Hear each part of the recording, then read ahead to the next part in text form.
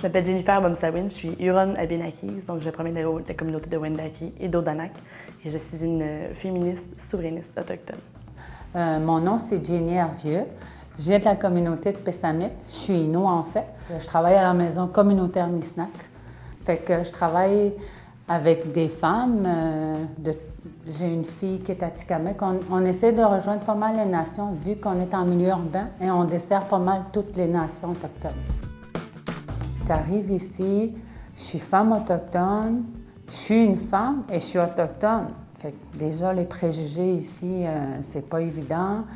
C'est des femmes les Autochtones sont reconnus pour la consommation, sont reconnus pour les drogues, on est reconnus aussi parce qu'on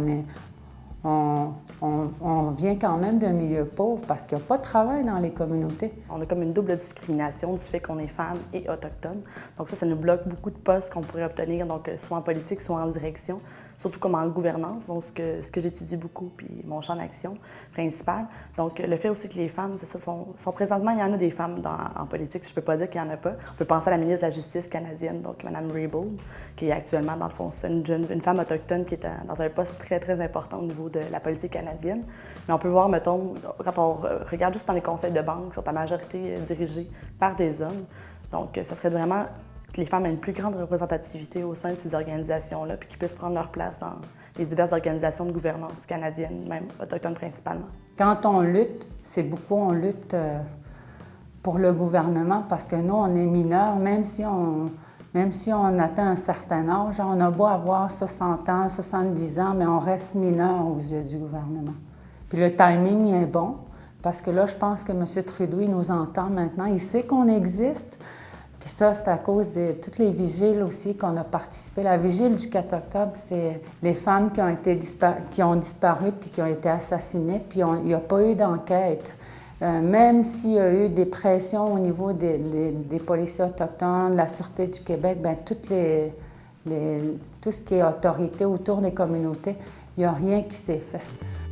L'élection de la ministre Josie Wilson-Raybould, ça fait en sorte que ça a pu développer l'enquête sur les femmes autochtones assassinées et disparues. Donc, c'est un très grand apport pour le mouvement féminisme autochtone. Dès que j'ai connu ce mouvement-là, j'ai compris que c'est ça, que j'étais une féministe. C'est très, très semblable, le mouvement féministe autochtone, donc au mouvement féminisme, le féminisme en général, en fait. C'est vraiment de vouloir l'équité entre hommes et femmes. Je pense que ce qui est très, très différent au niveau de la réalité autochtone, c'est qu'on a beaucoup d'hommes qui nous supportent.